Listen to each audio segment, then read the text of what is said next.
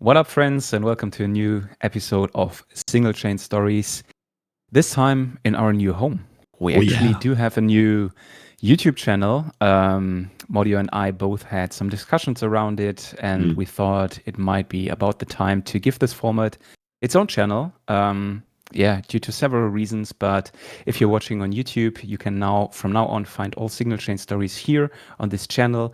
If, of course, you're now listening on Spotify, on Apple Podcasts, or on any other podcast streaming service, of course, everything for you will stay as it is for now. So, yeah, in this new home, it feels quite cozy, I have to Quite say. cozy, How yeah, about you, yeah. mate? It's fresh. It feels like a reset. Yeah, And it's new interesting start. to see also how it is when you know the knowledge that you know now for over all these years on YouTube and you learn things, right? And then having a new channel is also exciting because I mean you know now how you can do it from the beginning differently. It's interesting. Yeah, definitely. So if you're here for the first time and haven't sub to the channel would really help. Usually we Nice. don't do this, but for now, as we are just starting out, Yes. please, you would help us. You would help us a ton. It doesn't cost you anything, and we would be absolutely happy about that.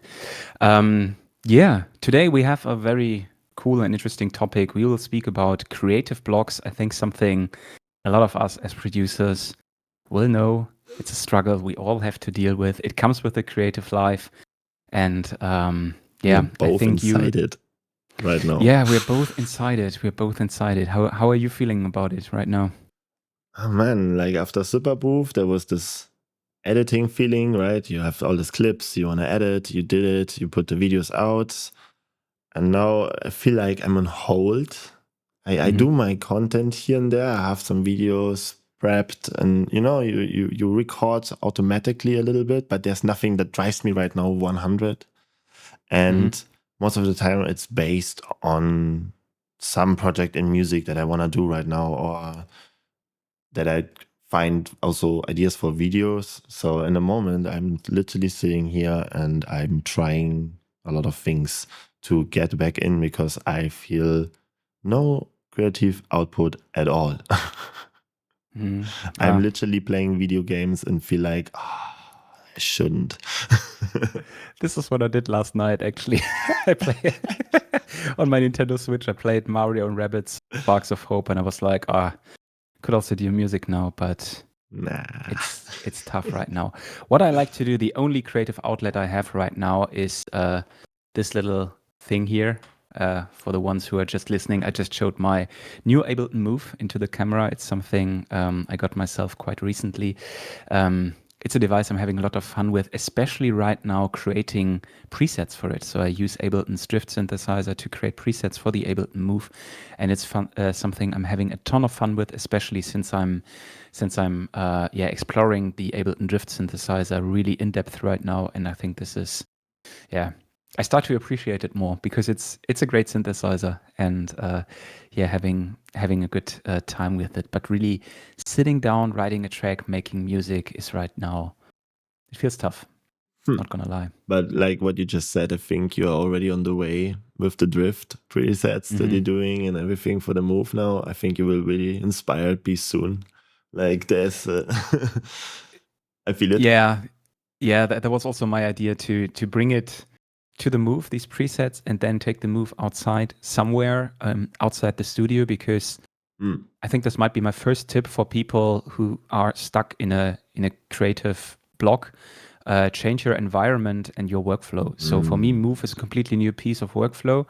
And if I take this now and also change my environment, for example, I live in Cologne, so I could go to the Rhine River. There's some beautiful spaces where you can sit directly at the river, enjoy some nature, and then just make some music there.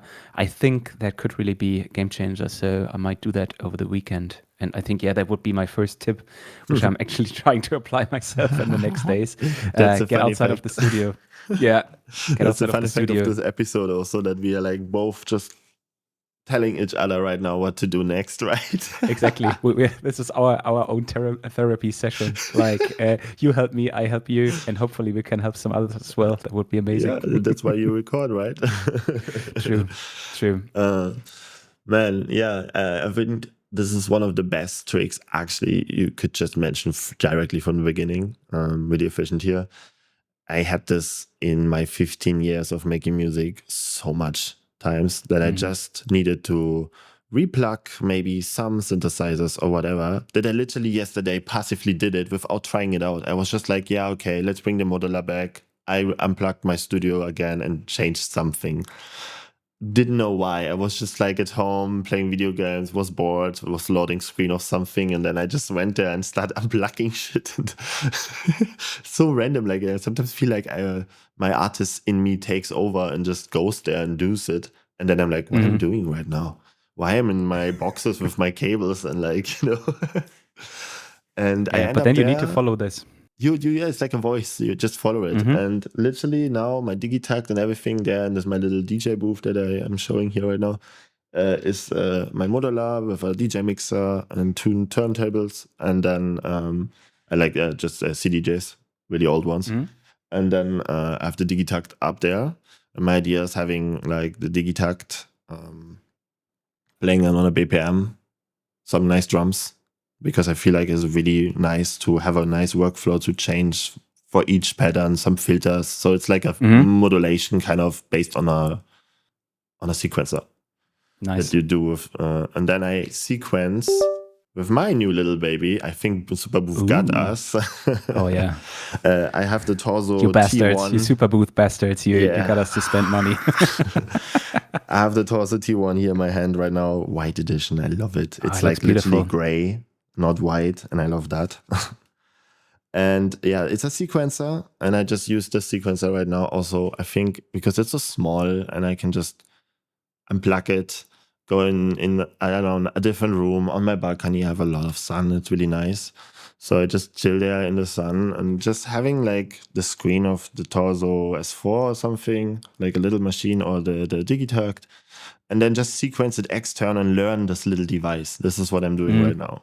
And it's also, I think, changing environment because you can. So you're using different hardware. So you change your hardware environment also. And I think that's sometimes really important when you do hardware. In software, like for example, in Ableton, I would say you do the same, but like you just, hey, I always use the grain delay.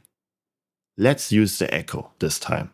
And just change the environment and say, okay, I have to figure out how to make this delay that I want to do right now with this device. I do this like passively sometimes because I know I need to spice some ideas up because I don't feel it. I like that. Yeah. Like when you unplug your machines and you say, I go out now. That's, I think, the same.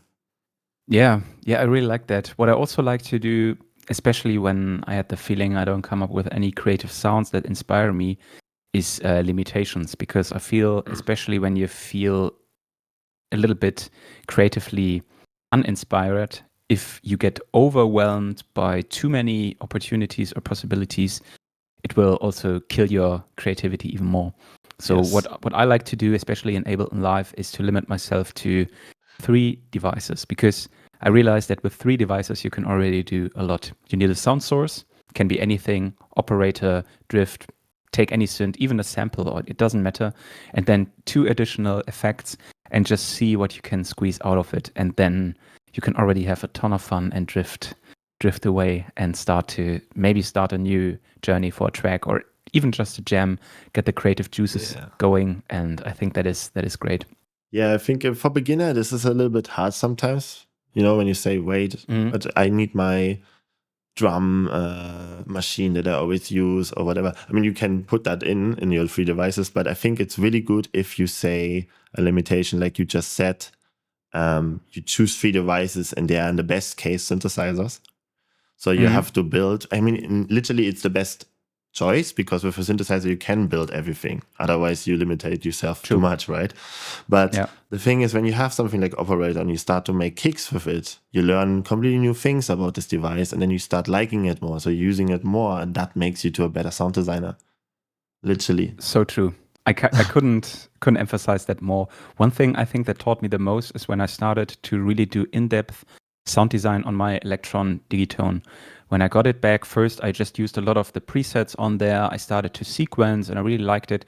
But then I did a deep dive into the sound engine and also started to learn or ask myself, how actually is a kick drum created? And then you suddenly realize a kick drum is actually not that complicated. It's a sine wave, and then just you have a very quick Envelope. pitch envelope. Yeah, and that's it. Of course, some tweaking. You can add some drive, some distortion to it. Tweak the You can sound to layer your liking. samples on top. There's so much Absolutely. shit to do. Absolutely. But the Saturation. basics, exactly. But the basics is, I think, super simple. It's just a sine wave and a pitch envelope. And then if you They're my favorite realize kicks, that, by the way. yeah. Oh yeah, and they are Clean. simple and they just work. Yeah. It's great. Yeah, super clean. 50 hertz kick. Yeah. Love it. Gets the job done. Yeah, and then a little bit 10K of something. I love it. Yeah. Kick design. Yeah, sound design is something that makes a lot of fun. I think this is a good thing to change your environment, go a little bit into like one device and sound design. So you're literally researching and not making music. And by the research, you're creating sounds that you record because, oh, this sounds cool. Oh, let's record this. And then you're starting making loops with your recordings, Ableton, for example, really easy. And then you're jamming already. And then you actually did that track and you didn't know why. Yeah, and that's a very good advice. This is some advice for us both right now.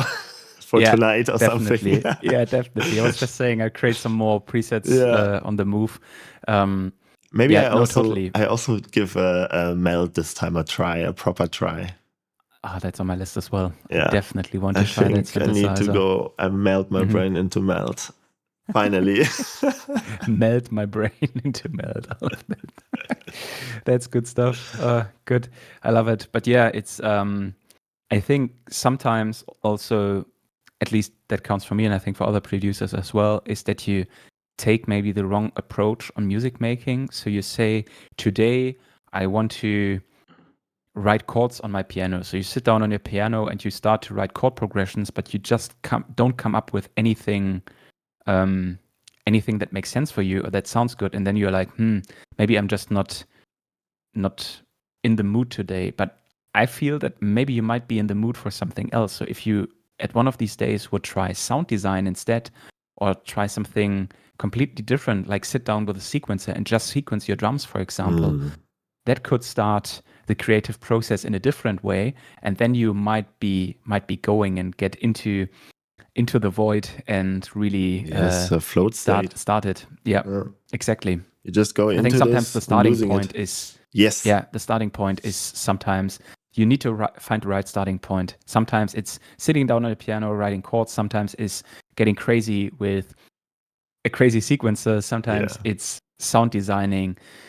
It can be anything. But I think finding this one, you need to try different things and don't get stuck too long on one thing where you feel like, I don't feel inspired by it at all. Yeah, it's just a starting point. And I think there's this book, Atomic Habits. It's quite famous, where it's more like how to train yourself, like, being more productive, I guess. But it's really interesting because the essence of the book is actually that you just have to find a way to make the start point really fun. And then you're just doing it, like cleaning your room. You're just starting with something that is super easy and you do it now. And then you're actually doing the full room. Yeah. And that is very smart. Yeah. Because I can relate to that. I have for these podcast episodes, I always, when we don't record the day where we do all the editing and uploading, I have a template in my task management system that really step by step gives me every little step I have to do. So it's a task that is very easy for me now because I just really have to follow this step-by-step recipe. And it's something I really like to do because I open the task list and then I just click every box after another. So it's really satisfying. And while I do it, all the work that needs to be done gets done. So it's like I turned a task that was very overwhelming at first into something that is actually quite enjoyable. Breaking down tasks is something fascinating when you like it because you're becoming really like powerful. You think like I could never stem this full thing here, this project, but you actually do it then. And then after you're like, wow, just because you break it down. I mean, starting a YouTube channel, all these things, starting a podcast, you don't do these things when you're not like planning it out, of course. Very true. You should read that book, mate. Yeah, definitely. What was the name again? Atomic Habits. Atomic Habits. You will find it. It's super famous. Okay. Yeah. Taking a note. Atomic Habits. Okay, that's good. I like it. Okay. Any other tips where you would say this is something I would recommend someone who is struggling with a creative block right now. So you said, and changing the environment. I dropped on top also software wise, changing like the environment you normally use on like GUI for one synth.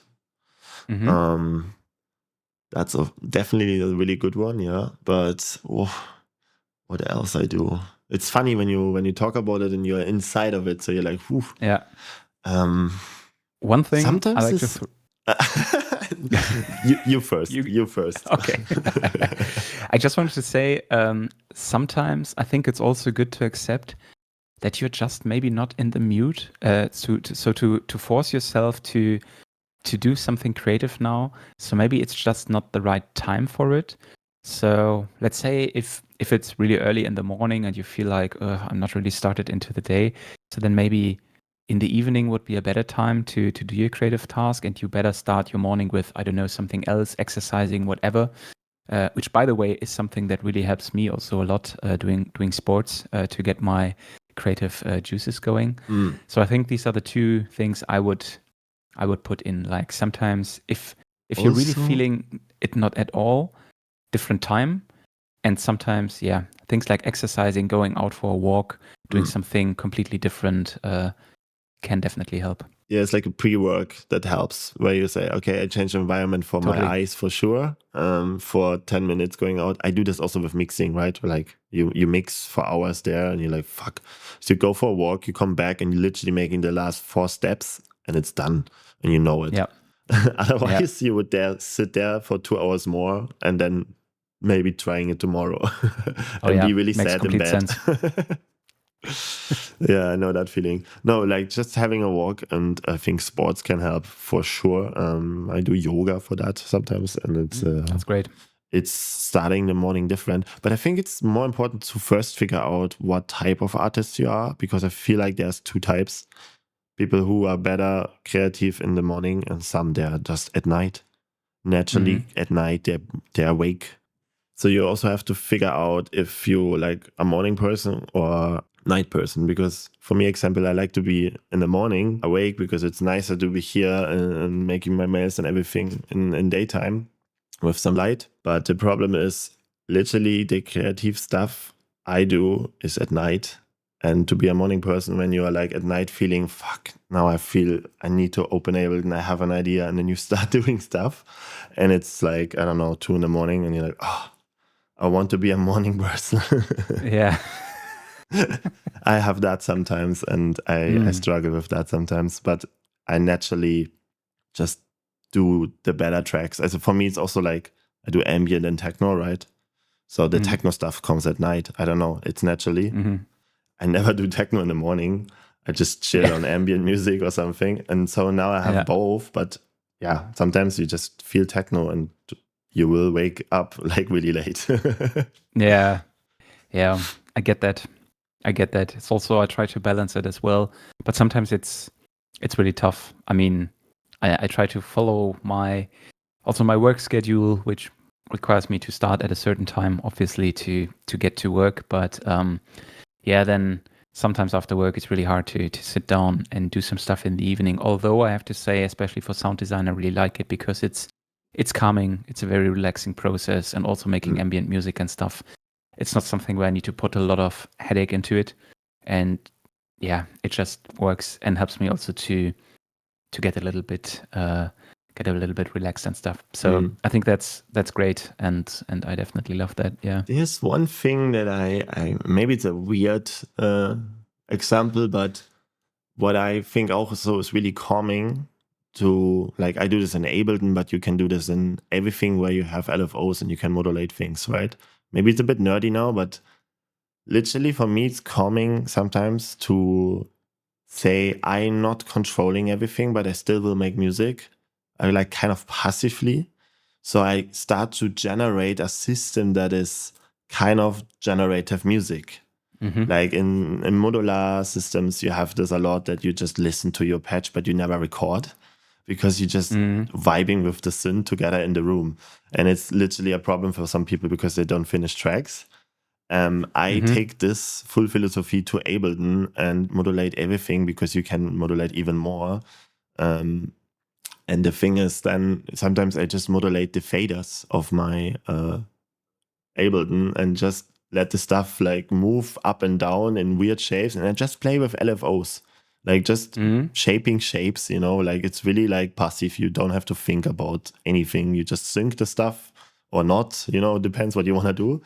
And you just have sound sources like operators or something, and you put some effects on it randomly. Like you don't think too much, and you just see what comes out without BPM, without anything. You change the BPM like it would be a knob for, I don't know, changing the synth, and you see it in a really abstract way. That sometimes is super nerdy, I know, but it's sometimes really calming for me. I just do this and I generative music way everything. And it's just like I'm building the systems that making fun.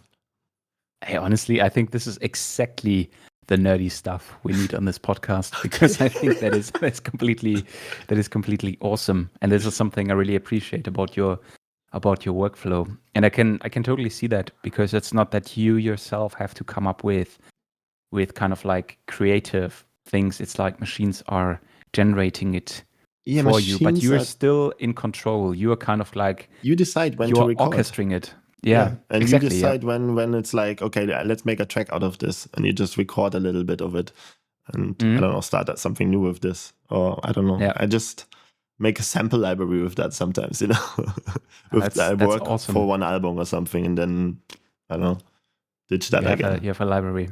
Yeah, that's perfect. I should not ditch that, maybe. Yeah, I know that's that's a keeper. You should keep going with that. And I also thought about things like generative sequences, like for example things like Sting from Ableton Max for Live device, or even things like, I don't know, Forced Diet that we talked about here also in the channel on episode 2, is something where you can just randomly let it generate sequences for you, and then you have a sequence, and then you start to tweak it. So it kind of like gives you a starting point, and then you can get going with that. Yeah, I think also what is super nice is when you use a Sting already, and then you put a granulator. Like, let's say you have a generative sequencer in whatever kind of form, software or hardware. Like the Torso T1 is quite of generative, I would say. Even that's why I have it. And then you have something like a granulator, where you just with the start and stop of the sample, you just swiping around and finding sweet spots that are cool looping is so easy. And then you just record that and making loops with this in Ableton, for example. That's nice. And hardware, I would say, find a nice granulator and then find, I don't know, cool modulations. So the start and stop is moving somehow, and you're getting new starts and melodies kind of even. Okay, that's because the cool. sample have a pitch on each area, but it always sets on a new point. And the modulation maybe is not like curvy, so it's actually a sequencing, like it's like binary or like on-off. So you're getting this like straight keys, and then you're finding melodies in drum samples or something. This is also, I think, something that is super generative and makes super fun and gives me a lot of like fast start points to have a track, like 4 or 5 loops that running, and then I don't know, you hear the concept already, so you're in.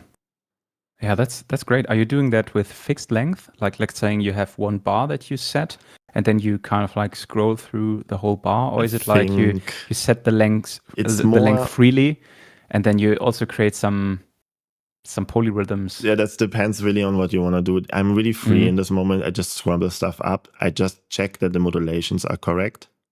So in this case, maybe I want a melody. So when it's curvy, I think it will make more sound designy things because it's fading stuff in and out. So I think if you do this like in a step sequencer way of modulation, whatever you want to use for that, then I think it will be like more an on-off melody from C to something, and that in a loop, that it makes sense for like a loop, I would say maybe eight steps or something. It will make a melody of 8 steps that you can then, I don't know, quantize somehow, put it through a resonator and give it a key. With this you can make really interesting abstract melodies that you would never play like this on a keyboard. And I think that's why I love modulation and I think that's why I love Ableton, because I can just modulate so much things there and just listen to the creature and not making music, but still making music, you know? Yeah, that's great. I love that. I really like that. I think that's a great approach. By the way, that you just mentioned it, have you seen that on the new Ableton update? The spectral resonator gets the key thing. So I mean, in Ableton Live, you can now lock your whole session to a specific key. Say you're in C Dorian, and then you can also lock in the new update the spectral resonator to that key that you selected, and it will only spit you out notes that are in that specific key, which I think is know pretty dope. that, and that sounds amazing. That also, but I'm using it. You know why? Because You want to stay out of keys. I don't get it. Sometimes I pull a key up there, and then it just goes away again. Yeah, it jumps back. Too. Why? Yeah, I don't get that, especially when you reopen the session. Sometimes it stays, sometimes not. That's a good point. I don't know why. Our problem, or is this a bug? You know, because this makes it. I feel if we both have it, then it probably is a bug. I thought it was something that I set up wrong, but if you have that as well, it might more be a bug. Maybe we're just both wrong. Could be. Both settings fucked up. I mean, Ableton is a really deep program, and more are using it and realizing and knowing nothing. Same. So yeah. Same. It's crazy. You de-learn things and then you realize, oh, for this is an extra device to make this then easier. I never used the LFO till I come from Eurorack back to Ableton, you know? Yeah. Then I use the LFO for everything, even if there's an LFO, but then I can play two LFO against each other. Cross modulation. Oh, that's great. You know? Yeah. Like the filter have an LFO inside, but you see not visual feedback. So I use the filter cutoff with the visual feedback one, you know? But I use also the other one to make some off numbers, just doing things. So it becomes texture refiltering or something, you know? It's crazy what you can do when you just know a little bit about the modulation heaven you have in some places. It really is. That's true. I always want cross modulation in whatever I can do. Cross modulation is the best. It's where you get the most creative results. Also, a good tip about creative blocks, just modulate the hell out of it. Just put modulators on things that you wouldn't have thought of doing modulators on. Like when I currently during creating my my drift sets, my presets for Ableton Move, you're quite limited because you can't use LFO. So I have to use the internal LFO that comes with Ableton Drift. But it actually has some nice features, so some really weird shapes, and you can also have a second LFO to then modulate the first LFO, and this will give you some crazy results. And then just by accident, I put it on, I think it was the shape of the oscillator 1, and suddenly I had this weird sound beast that evolved super quickly, and I thought, okay, this is crazy. And sometimes it's these things that happen by accident and that are just amazing and that boost your creativity. Inspiring, absolutely. Yeah. And then you start making a track, and here we are. That's the concept, right? Then you're actually doing it. So it's literally about getting into this flow state. Yeah, just 100%. And what we said in the beginning about the book with the Atomic Habits, it's literally opening the computer and just, or the software, the hardware, whatever. Just make it on and try things out. Maybe you get stuck. This is the first thing you have to just do, I think, to get out of it. And use a fun approach. When you start to realize something is boring you, or it's not inspiring you, or you feel I'm forcing myself to do this right now because I need to come up with this, that's already the wrong start. It needs to be something where you think, this is cool, and it sparks your interest. You're like an explorer. You want to explore the functions. You want to go deep and then find the right things to do. And this is exactly the right attitude path. You need. Yeah. Exactly. Then you're on the right track, and then I think you'll overcome the creative block quite easily. If you have hardware, for example, and you have like one machine you want to learn, but you're a little bit like tired in the moment because everything sounds so basic and you want to make complex stuff, but you're not there yet or something, whatever. What I do, you have some old guitar pedal or something, an old delay or something lying around. Yeah, then that thing goes through that delay pedal. So you play with two things in the main time and just finding sweet spot between two machines. is always fun. It's always research. It's always new. Yeah. And again, Good also stuff. environment change. Yeah. Oh, that can help. Absolutely. But yeah, go with the attitude being a researcher. Yeah. So we both have to research tonight a bit and make some tracks. We will. I'm definitely in the mood now. Yeah. That's the thing. Let's go. Okay. Cool. So you sit down with Drift again, you said? And yes, I will do presets for Ableton Move. Looking forward. Which one is my next one? I learned operator through YouTube now a little bit. Now I'm happy. There's more to learn for sure. I don't use everything, but I also want to check the new ones. So Melts and Drift would be there, right? Yeah. Drift is more a little bit of a basic analog, virtual analog synth, but it's pretty good. It's good sounding, has some good functions. And also, which one I really like is Wavetable. I don't know if you use it a lot, but Wavetable is Wavetable before a fantastic operator one. all the time. It was my operator for a lot of people. Was the operator, and I was always Wavetable. I guess I come from bass music, dubstep, so you need wavetables. It's super nice. Very helpful. But then through YouTube, I teach myself to use operator, and I realize how unbelievable clean this thing is. Like if you want a sinus sub line and 50 hertz, you can have it. You can fix him on frequencies. It's like this thing is really deep. You don't see it first, but it can go so deep. Oh yeah, operator is one of these things. Sounds good. Yeah, I'm just starting to use it, and I realized how much I have missed in the past because it's such an awesome tool, and you can do a lot. I mean, through the Digitone, I learned a lot about FM synthesis, but this one works in a different way. I mean, everything's laid out a little bit different, but once you understand kind of like the modulators, the carriers, and all of that stuff, see where everything is, then you realize, okay, this is the layout. It's different than the Digitones. Some things are similar, but then it's for sound design. It's fantastic. Absolutely. It's also one of these things that offers you a lot of happy accidents, which can sometimes sound a little bit terrible, but once you squeeze them in the right direction, operator is fantastic sound source. Also, in the end, it's about what you put behind the synths. If you ask me, like with this setup there that you build, the system there is amazing. You just need sinus, Sägezahn, like just the simple sine waves are actually enough to make amazing things. Like the oscillator itself is not so important, I think, in the end also.